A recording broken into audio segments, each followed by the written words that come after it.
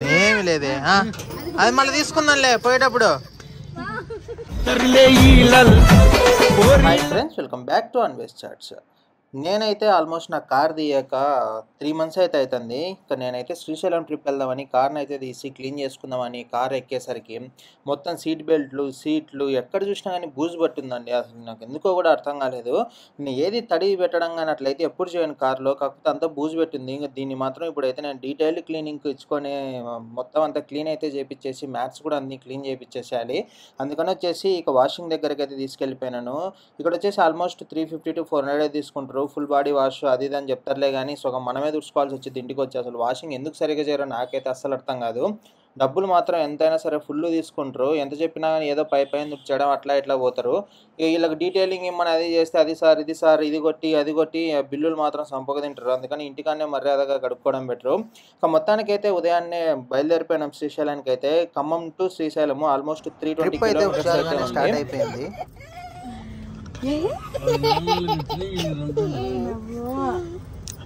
వీడికి పైన 4 వచ్చాయి, కింద 2 వచ్చాయి. ఇక రూట్ వచ్చేసి నేను కోదాడ, హుజూర్ నగర్, హాలియా, దేవరకొండ, మల్లేపల్లె, తర్వాత దిండి అయితే వస్తుంది మనకు. ఆ తర్వాత మనం అమరాబాద్ ఫారెస్ట్ రిజర్వ్ని అయితే ఎంటర్ అయిపోతాము. అమరాబాద్ ఫారెస్ట్ రిజర్వ్ వచ్చేసి మనకు లిమిటెడ్ టైం అండి. నైట్ 9 అయిపోతే కనుక మనకు క్లోజ్ చేస్తారు. కాబట్టి ఎంత ఎర్లీగా రీచ్ అయితే ఆ ఏరియాకి అంత ఎర్లీగా రీచ్ అయిపోవడం చాలా బెటరు. ఫస్ట్ స్టాప్ వచ్చేసి మేమైతే హుజూర్ నగర్లో అయితే ఆపాలనుకున్నాము టిఫిన్ కోసము. ఆల్మోస్ట్ 9:30 అయిపోయింది, ఎక్కడ చూసినా దొరకట్లేదు. ఇక హుజూర్ నగర్లో మేము మఠం వెళ్ళేటప్పుడు కూడా ఇక్కడే ఆగుతామండి టిఫిన్ కోసం. ఎక్కడైనా బాగానే ఉంటుంది. హుజూర్ నగర్ బస్ స్టాండ్ అయితే ఉంటుంది కదా, దాని పక్కనే ఉంటుంది. దాని పక్కనే ఒక షాప్ ఉంటుంది, దాని పక్కన ఇంకో షాప్ ఉంటుంది. మీరు ఫస్ట్ షాప్కి అయితే మరి టేస్ట్ నేనైతే చూడలేదు. నేను డైరెక్ట్ సెకండ్ షాప్ దగ్గర ఆగినాను. టేస్ట్ మాత్రం నాకు చాలా నచ్చుద్ది. ఎస్పెషల్లీ వీళ్ళ దగ్గర ఉండే చట్నీ మాత్రం చాలా బాగుంటుంది. సో అందుకే ఇవాళ కూడా ఇక్కడే స్టాప్ అయితే చేసేసినాము. ఇక దోశ, బోండా, ఇడ్లీ, వడ అయితే ఉంటుంది. నేనైతే ఒక ప్లేట్ బోండా అయితే తీసేసుకున్నాను. సింధు వాళ్ళు వచ్చేసి దోశ అయితే తిన్నారు. మేమైతే ఎంత ఫాస్ట్గా వీలైతే అంత ఫాస్ట్గా బయలుదేరిపోవాలని అయితే చూస్తున్నాము. ఎందుకంటే మళ్ళీ జర్నీనే ఎక్కువైపోద్ది, మళ్ళీ దర్శనం టైమింగ్స్, మళ్ళీ రిటర్న్ అవ్వాలని. ఇక చిన్నను కూడా అప్పుడే లేసరికి వాడికి కూడా టిఫిన్ తినిపించేసి ఒకేసారి హుజూర్ నగర్లోనే ఇకైతే మొదలు పెట్టేసినాం. మీకు ఎక్కడ స్టాప్ ఉండద్దు అయితే అని డిసైడ్ అయిపోయినా నేనైతే. అంటిల్ అన్లెస్ ఏదైనా ఎమర్జెన్సీ అయితేనే ఆపుదామని అనుకున్నాను. ఎందుకంటే మళ్ళీ మనకు ఘాట్ రోడ్లో ఎంత లేదన్నా 3 to 4 hours అయితే పడుతుంది. అన్ని కోతులు అయితే ఉంటాయి శ్రీశైలం ఘాట్ రోడ్లో. సో చాలా జాగ్రత్తగా వెళ్ళాలి. జర్నీ కూడా చాలా స్లో అయిపోయింది. ఇక నాన్న వాళ్ళు అయితే మఠం నుంచి ఆల్రెడీ బయలుదేరిపోయినారు. వాళ్ళకి వచ్చేసి 190 kilometers, నాకు వచ్చేసి 306 kilometers. ఆల్మోస్ట్ డబల్ ఉంది జర్నీ. రోడ్డు ఎలా ఉంటుందో నేనైతే ఎప్పుడు ఈ రూట్ అయితే చూడలేదు. సో చాలా డౌట్ఫుల్గానే ఉన్నది, సరిగా ఉండదని వచ్చేసి. కాకపోతే చాలా బాగుంది రోడ్డు మాత్రము. కాకపోతే కొద్దిగా ట్రాఫిక్ అయితే ఎక్కువ ఉంది. మనకు ఇంకొక రూట్ వచ్చేసి ఖమ్మం నుంచి సూర్యాపేట, నల్గొండ అట్లా కూడా ఉంది. ఒకటి కోదాడ నుంచి తర్వాత మళ్ళీ హుజూర్ నగర్, మిర్యాలగూడ అట్లా కూడా వచ్చింది. ఇప్పుడు మనం వెళ్ళే దాంట్లో కూడా హుజూర్ నగర్, మిర్యాలగూడ, తర్వాత హాలియా, దేవరకొండ, మనకు తర్వాత మల్లేపల్లి, త్రిపురారము, ఆ తర్వాత వచ్చేసి దిండి ప్రాజెక్ట్ అయితే వచ్చింది. దిండి ప్రాజెక్ట్ దాటిన వెంటనే మనకు వచ్చేసి అమరాబాద్ టైగర్ రిజర్వ్లోకి అయితే ఎంటర్ అయిపోతాము. అక్కడ నుంచి మనకు ఘాట్ సెక్షన్ ఉంటుంది టిల్ మనం శ్రీశైలం రీచ్ అయ్యే వరకు. సో ఆ ఘాట్ సెక్షన్లో మాత్రం మనం చాలా స్లోగా అయితే వెళ్ళాల్సి ఉంటుంది. చాలా వరకు కోతులు వస్తూనే ఉంటాయి. అందులో స్పీడ్ లిమిట్ కూడా 30 పెట్టేసి ఉంటాం. ఆఫ్ కోర్స్ మనం అదైతే ఫాలో కామనుకోండి స్పీడ్ లిమిట్. 11:30కి అయితే మేము దిండి ప్రాజెక్ట్ దగ్గరికి అయితే రీచ్ అయిపోయినాము. ఆల్మోస్ట్ దిండికి వచ్చినామంటే half of the distance cover చేసినట్టే. ఇక ఇప్పటి నుంచి స్టార్ట్ అయ్యేది ఇక్కడ దిండి నుంచి ఒక 27 kilometers మనకైతే అమరాబాద్ టైగర్ రిజర్వ్ అయితే స్టార్ట్ అయిపోద్ది. ఇక్కడ దిండి ప్రాజెక్టు బయట చేపలు అయితే ఫుల్ అమ్ముతా అంటారు, లైవ్ ఉంటుంది. దాని తర్వాత మనకి కర్రీ చేసిస్తారు వాళ్ళే, జొన్న రొట్టెలు, దోశలతో కర్రీ కూడా ఉంటుంది, రాగి సంగటి కూడా ఉంటుంది అంటే ఇక్కడ మాత్రము. ఆ తర్వాత ఫ్రై కూడా చేసి అమ్ముతా అంటారు. మనకు కావాల్సి ఉంటే కనుక తీసుకొని అయితే వెళ్ళిపోవచ్చు. ఇక్కడ ప్రాజెక్ట్లో బట్టి మనకు లైవ్గా తెచ్చి అమ్ముతా అంటారు. ఇక్కడ చూడండి మీరు, ప్రాజెక్ట్ ఎంత బాగుందంటే అంత బాగుంది. ఆపుదాం అనుకున్నాలే కానీ మళ్ళీ లేట్ అయిద్దని స్టార్ట్ అయిపోయాను నేనైతే. ఫ్లో అయితే కొద్దిగా ఉంది, వాటర్ కూడా అంత ఎక్కువ లేవు. ఇప్పుడు మొన్న వర్షాలు పడినప్పుడు అయితే ఫుల్ ఉండేదంట. టూరిస్ట్ స్పాట్ మాదిరి కూడా చాలామంది అయితే వస్తారంట. దీని పక్కనే మనకి ఏంటంటే టూరిజం హరిత రెస్టారెంట్ ఉంటుంది కదా, అది కూడా సెటప్ చేసి పెట్టేసిండు. రూమ్స్ కూడా అక్కడ మంచిగా ఉంటాయని అక్కడ వాళ్ళందరూ పిలుస్తూ అంటారు, రండి రండి పక్కకు రండి అని. చూడండి ఎంత బాగుందో అసలు, వాటర్ ఫ్లో వస్తుంది. ఫోటోల కోసం అయితే చాలా మంది ఆగున్నారు. ఇక్కడ కూడా కొద్దిగా ఈ ప్రాజెక్ట్ దాటంగానే మనకు వచ్చే పాయింట్ వచ్చేసి ముందుగానే చెప్పినట్టు టైగర్ రిజర్వ్ అయితే మన మనము ఎంటర్ అయిపోతాము. సో అక్కడ నుంచే మనకు ఘాట్ సెక్షన్ అయితే స్టార్ట్ అయిపోయిద్ది. సో ఇదే మనకు అమరాబాద్ టైగర్ రిజర్వ్ అని. ఇక్కడ వచ్చేసి మనకు 3 స్పాట్స్ అయితే ఉన్నాయి టోటల్ ఘాట్ సెక్షన్ వెళ్ళేటప్పుడు. అక్కడ వచ్చేసి మనము స్టే చేయొచ్చు. దాని తర్వాత టైగర్ సఫారీకి కూడా వెళ్ళొచ్చు మనం అయితే కనుక అక్కడ నుంచి. నేనైతే ప్రైజెస్ ఎంతనో కనుక్కోలేదు, కానీ మాత్రం జనాలు మాత్రం టైగర్ సఫారీ దగ్గర చాలామందే ఉన్నారు. దానికి కూడా కొన్ని టైమింగ్స్ అయితే ఉన్నాయి. బేసిక్గా ఇప్పుడు ఈ ఎంటర్ అయిన ఘాట్ సెక్షన్ మీరు ఏదైతే చూస్తున్నారో ఇది వచ్చేసి night 9 PM to morning 6 AM వరకు అయితే క్లోజ్ చేసేస్తారు. అలో ఉండదు. గవర్నమెంట్ బస్సెస్ కూడా ఇక్కడికైతే అలో ఉండదంట. ఈ రూట్లో వచ్చేసి చాలా అంటే చాలా కోతులు ఉంటాయి. దాంట్లో వల్లనే మనకు జర్నీ సగం డిలే అయితే అయిపోతుంది. ఇక్కడ ఫీడింగ్ చేయడం కానీ, దాని తర్వాత మనం క్యాంప్ ఫైర్లు సెటప్ చేయడం కానీ, వంటలు చేసుకోవడం కానీ, ఇక మాటల్లో చెప్పాలంటే గబ్బు పట్టియడం మాత్రం ఇలాంటివి అయితే చేయొద్దు. గబ్బు కన్నా పట్టిస్తే కనుక ఖచ్చితంగా 10 నుంచి 15,000 వరకు జరిమానా అయితే వేస్తారంట.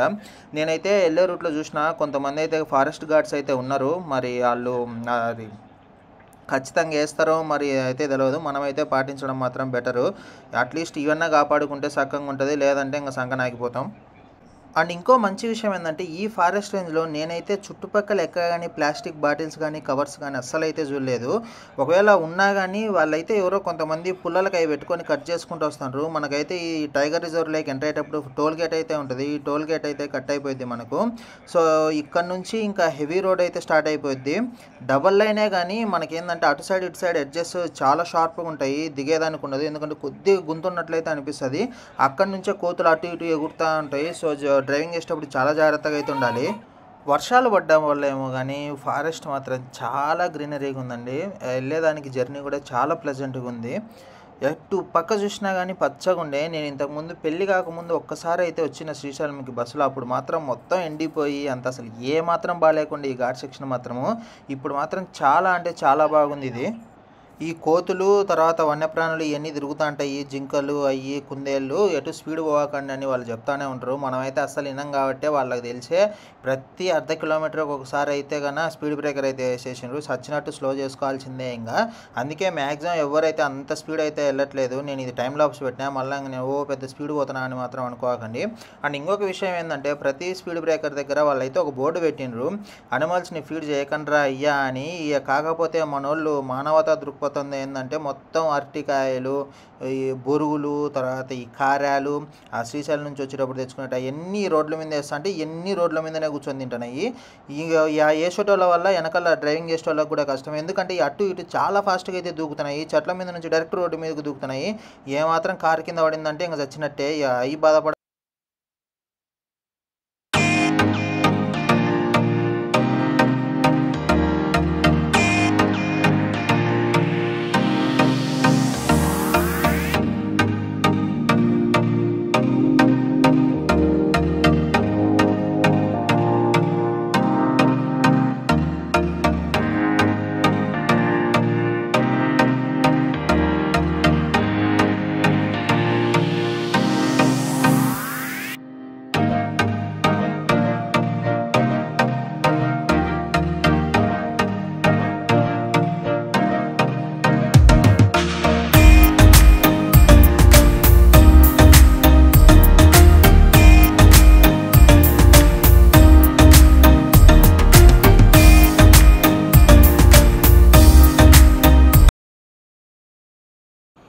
ఇక ఘాట్ సెక్షన్ మిడిల్లోకి రాగానే నేనైతే టైగర్ సఫారీ ఉంటుందనేది చెప్పిన కదా, అది వచ్చేసి పాయింట్ ఇక్కడే అండి. మనం ఇక్కడ వచ్చేసి టికెట్స్ బుక్ చేసుకొని స్లాట్ బుక్ చేసుకుంటే కన్నా వాళ్ళైతే తీసుకెళ్తారు.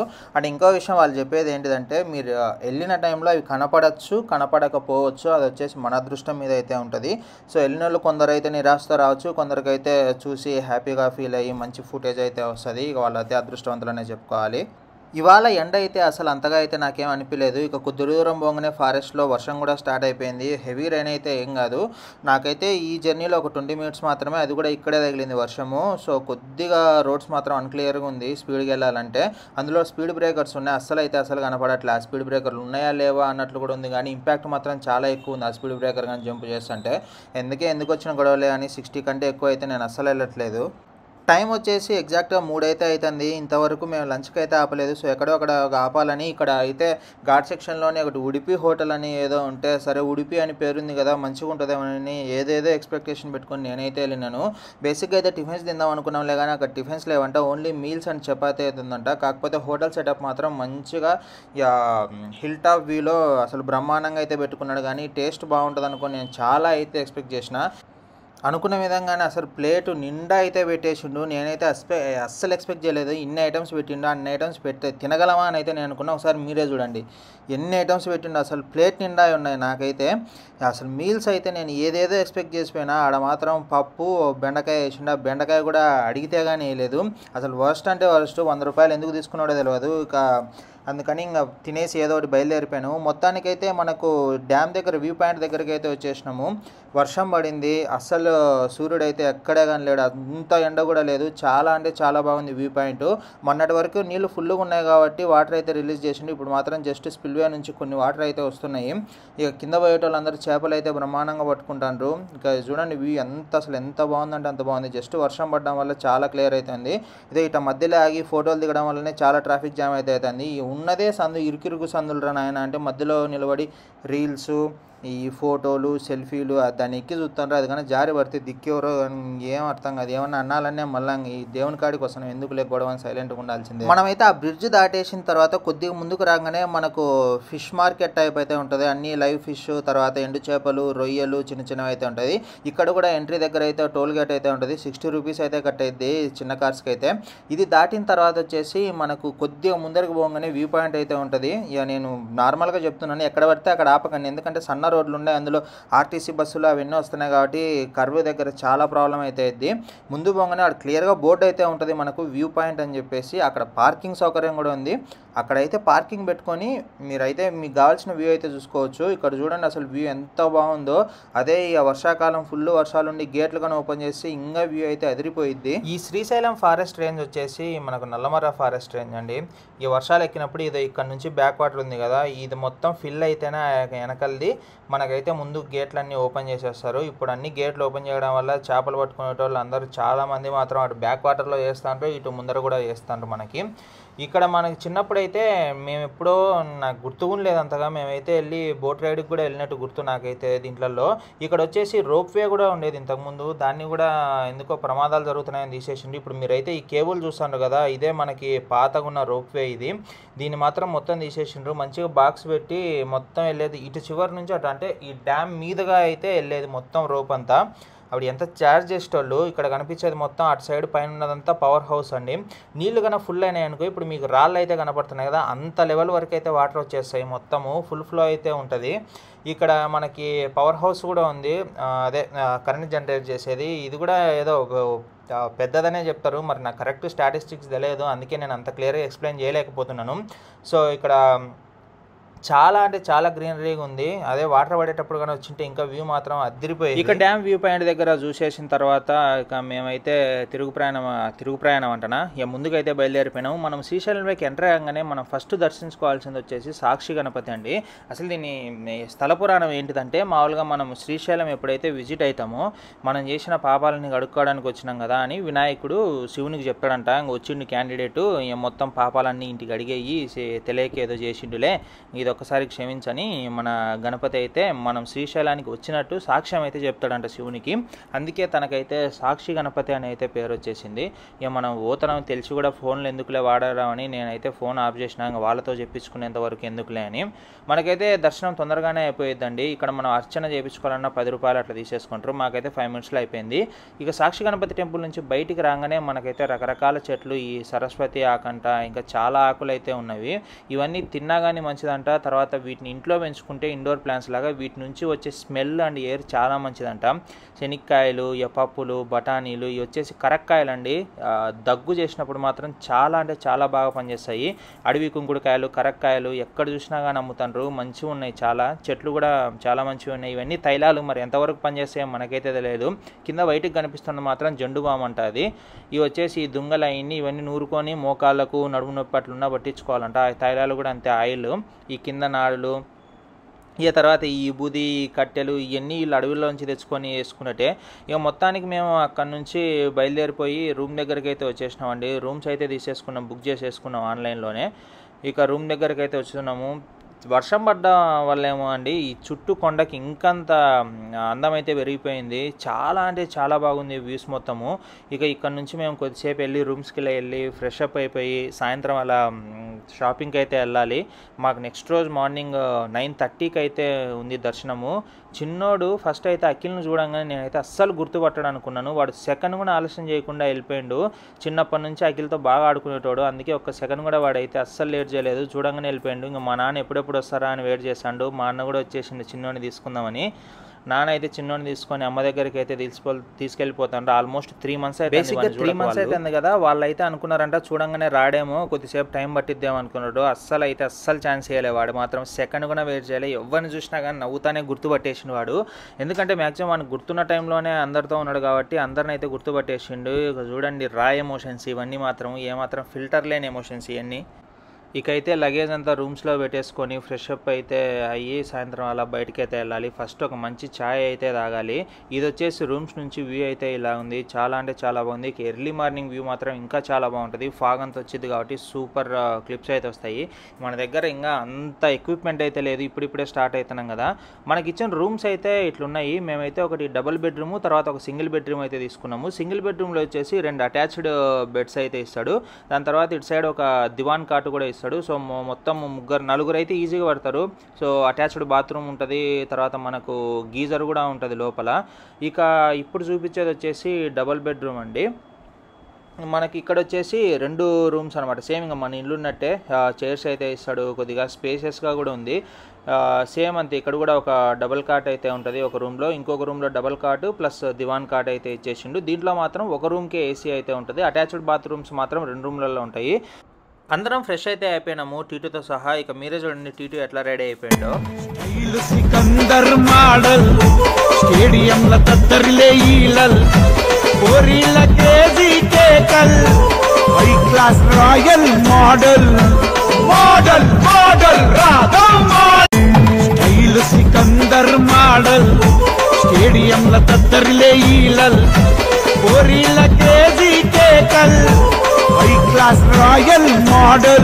ఇక మేమైతే మా మోడల్ని తీసుకొని షాపింగ్కి అయితే బయలుదేరిపోయినాము. శ్రీశైలంలో మేమైతే ఇంతకుముందు ఎప్పుడూ తిరగలేదు. తిరుపతికైనా 2 times పోయి తిరిగినాం కానీ ఇక పోయి షాప్స్ ఎక్కడ ఉంటాయి, అసలు ఏమేమి ఉంటాయని మొత్తం ఒకసారి రౌండ్ వేసుకొద్దామని అయితే బయలుదేరిపోయినాము. మేమున్న కాటేజ్ నుంచి అయితే ఒక 10 minutes అంతే ఉంటుంది, వాకబుల్ డిస్టెన్సే. గుడి కూడా పక్కనే ఉంటుంది, జస్ట్ ఒక 10 minutes నడిస్తే కన్నా గుడి కూడా వచ్చేస్తుంది. అక్కడే ఏదో శ్రీ లలితా మూకాంబిక వాణిజ్య సముదాయము అది ఇది ఉంటుంది, శ్రీ లలితాంబ వాణిజ్య సముదాయము. ఇక్కడికి కన్నా లోపలికి వెళ్ళిపోయినామంటే కన్నా ఇంకా ప్రతిదీ ఉంటుంది. ఇక గాజులు కానీ, బొమ్మలు కానీ, దేవుని పటాలు, స్టూడియోలు, జిరాక్స్ సెంటర్లు. మనం ఆన్లైన్లో టికెట్స్ కన్నా బుక్ చేసుకుంటే కానీ ఇక్కడికి వచ్చి జిరాక్స్ తీపిచ్చేసుకోవచ్చు. నేను సజెస్ట్ చేయను ఇక్కడికి వచ్చి జిరాక్స్ తీపించుకోవడం, ఎందుకంటే ఆల్మోస్ట్ 30 to 40 రూపీస్ అయితే తీసుకుంటాడు సింగిల్ పేపర్ జిరాక్స్ తీయడానికి. అసలు నేనైతే షాక్ అయిపోయినాను. చాలా అంటే చాలా రేట్స్ ఉన్నాయండి. నేను ప్రతి షాప్లో ఏందన్నా ఇంత రేట్స్ డబల్ ట్రిపుల్ అమ్ముతానంటే మేము ఎక్కడి నుంచో తెప్పించుకోవాలి సరుకు, హైదరాబాద్ నుంచి వచ్చింది మాకు సరుకు, ఇంత పైకి రావాలంటే ఎట్లా అంటారు. తిరుపతిలో కూడా నేను ఈ విధంగా అయితే చూడలేదు, ఓన్లీ శ్రీశైలంలోనే ఇట్లా చూసినాను. ఇక మా చిన్నోడు బొమ్మల కోసం అని అటు ఇటు అయితే తిరుగుతాడు. ఇక ఏదో ఒకటి అయితే తీసుకోవాలి వీనికి. ప్రజెంట్ అయితే అది కావాలి ఇది కావాలని ఏజ్ కాదు కాబట్టి కొద్దిగా మేమైతే సేఫ్. తిరిగి అలసిపోయి ఈ బొరుగుల మిక్చర్ తీసుకున్నాం. ఇది కూడా సప్పగా అయితే ఉంది, రేటు మాత్రం 50 రూపాయలంట. ఇక షాపింగ్ ఏమేమి ఉన్నాయా అని మొత్తం వాళ్ళైతే తిరుగుతారు, మేము మాత్రం వరకు ఇక్కడిక్కడే ఉండి అటు ఇటు తిరుగుతున్నాము. షాపింగ్ అయితే కంప్లీట్ అయిపోయింది. షాపింగ్ అంటే ఏందేందో అనుకోకండి, ఇక దేవస్థానాలకు వచ్చి ఆడవాళ్ళ సంగతి తెలిసిందే కదా, ఈ గాలి ఆ గిన్నెలు ఈ గిన్నెలని అన్నీ కొనేసుకున్న తర్వాత ఈ సాయిబాలాజీ రెస్టారెంట్ అని దాని షాపింగ్ కాంప్లెక్స్ పక్కనే ఉంటుంది, ఇక్కడికి అయితే వచ్చేసినాము. జనాలు అయితే చాలామంది ఉన్నారు. ఇక మేము జనాలను చూసి అయితే అబ్బా ఇంక అదిరిపోయింది టేస్ట్ అదిదని అనుకున్నాము. వేరే వాళ్ళని అడిగి తెలుసుకొని కూడా ఇక్కడికి అయితే వచ్చినాము. టేస్ట్ అయితే బాగుంటుందని చెప్పిండ్రు. మేబీ వాళ్ళు తిన్నప్పుడు ఏమన్నా బాగుందేమో, చూద్దాం ఎట్లుందో టేస్ట్ అనేది. ఇక మొత్తం సెట్ అయితే ఇక్కడ కూర్చేసుకున్నాము. మా నాన్న సింధు వాళ్ళ నాన్న వచ్చేసి రూమ్కి అయితే వెళ్ళిపోయినారు. వాళ్ళకైతే పార్సల్ అయితే తీసుకెళ్ళిపోవాలి. నేనైతే ఒక మసాలా దోశ తీసుకున్నా, అఖిల్ అయితే కారం దోశ తీసుకున్నాడు. చట్నీ మాత్రం 10 రోజులతో ఎప్పుడో మురగబెట్టినట్టుంది. అసలు ఎంత దరిద్రంగా ఉందంటే చట్నీ అంత దరిద్రంగా ఉంది. ఇక వద్దురా నాయన అని ఒక జీరా రైస్ వెజ్ పులావ్ అన్నా కానీ మళ్ళీ 2 కూరగాయలు వేసి జీరా రైస్ తెచ్చిండు. దరిద్రంగా ఉంది టేస్ట్. ఇక రూమ్కి వచ్చేసి పడుకుండిపోయి మళ్ళీ ఎర్లీ మార్నింగ్ కళ్యాణకట్ట దగ్గరికి అయితే వెళ్ళిపోవాలని చిన్నోనైతే కిందికి అయితే తీసుకొచ్చేసినాము. ఇక వాడిని అయితే రెడీ చేసుకొని కొద్దిగా ముఖం అటు ఇటు కడుక్కొని అందరం కళ్యాణకట్ట దగ్గరికి అయితే నడుచుకుంటూ పోయినాము. కళ్యాణకట్ట వచ్చేసి రూమ్ దగ్గర నుంచి వాకబుల్ డిస్టెన్సే. ఇదైతే మేము స్టే చేసిన సత్రం అన్ని చాలా స్పేసెస్గా ఉంది. రూమ్స్ కూడా చాలా నీట్గా ఉన్నాయి. మీరు కనుక శ్రీశైలం పోతే కనుక ఇటువంటి సత్రాల్లో స్టే చేసేదే బెటర్. కాటేజెస్ మాత్రం మనకి చాలా కాస్ట్లీ ఉన్నాయి. అవి నేనైతే చూడలేదు, కాస్ట్ మాత్రం చాలా ఎక్కువ ఉన్నాయి. ఈ రూమ్స్ కూడా మనకు రీజనబుల్ ప్రైస్లో ఉన్నాయి, కాకపోతే నీట్గా మెయింటైన్ చేస్తున్నారు. చుట్టూ ఎన్విరాన్మెంట్ కూడా చాలా నీట్గా ఉంది. ఇక్కడ వచ్చేసి ఏ కమ్యూనిటీకి సంబంధించిన సత్రాలు అయితే ఉన్నాయి. మనకు కమ్యూనిటీ మనం కాకపోయినా కానీ మనకి ఈ నీడ్ ఉందంటే మాత్రం ఇక్కడ అయితే రూమ్స్ ఇస్తారు. అది మాత్రం మంచి పని. ఇదైతే మేము హెయిర్ కట్ కంటే ముందు కళ్యాణకట్ట దగ్గరికి అయితే వచ్చేసినాము. ఆల్మోస్ట్ 15 minutes అయితే పట్టింది మాకు నడుచుకుంటూ వచ్చేసరికి. కళ్యాణకట్టలో అయితే ఇక్కడికి వచ్చేసి మనము టికెట్స్ తీసుకొని లోపలికి వెళ్ళేసి గుండు చేయించుకొని మళ్ళీ రూమ్ దగ్గరికి వెళ్ళి ఫ్రెష్ అయిపోయి కొద్దిగా టిఫిన్ తినేసి మన టైం వచ్చేసి 9:30 దర్శనానికి. సో అక్కడికి వెళ్ళి రిపోర్ట్ చేసేసినాం. అంటే శీఘ్ర దర్శనము 150 రూపీస్ అయితే పడింది. అతి శీఘ్ర దర్శనం అయితే 300 రూపాయలు అయితే ఉంటుంది. అది నేనైతే అదేందో అర్థం కాక ఏదో అలంకార దర్శనం ఓన్లీ అని ఉంటే నేను ఎందుకులే రిస్క్ అని 150 రూపాయలదే బుక్ చేసినాను. ఇకొచ్చేసి కళ్యాణకట్ట దగ్గర మేమైతే క్యూ లైన్లో నిలబడినాము. ఇక్కడైతే ఏదైనా సరే 3 కత్తర్లైనా కానీ మొదటిసారి గుండు చేయించుకుంటున్నా లేదంటే గుండుకి ఏదైనా సరే 40 రూపాయలు అయితే తీసుకోవాలి. అసలు 3 కత్తర్లకు 40 రూపాయలు తీసుకునేది నేనైతే ఎక్కడ చూడలే. ఫస్ట్ అయితే శ్రీశైలంలోనే చూస్తున్నాను 3 కత్తర్లకు 40 రూపాయలు అయితే తీసుకున్నాడు. మనమైతే వెళ్ళిపోయి లోపల టికెట్స్ అయితే తీసేసుకున్నాము. టికెట్స్ తీసుకొని లోపల ఎంటంగానే పెద్ద రష్ కూడా లేదు. మనమైతే ఇంక మొత్తం తలంతా తడుపుకొని గుండె అయితే చేపించేసుకొని వచ్చేయాలి. ఇక ఆ వీడియోలు తీయద్దు కాబట్టి నేనైతే అదైతే తీయలేదు వీడియో. ఇక గుండు కొట్టించేసుకొని మేము ఇంకా రూమ్కి వెళ్ళేసి ఫ్రెష్ అయ్యి కొద్దిగా టిఫిన్ తినేసి దర్శనానికి అయితే వెళ్ళిపోవాలి. స్లాట్ వచ్చేసి 9:30కి అయితే అని చెప్పినా కదా. బయట అడిగి కనుక్కునేది ఏంటంటే 1 hour కంటే ఎక్కువ ఏం పట్టట్లేదంట దర్శనము. ఇక ఇదండి మాది తర్వాత లుక్.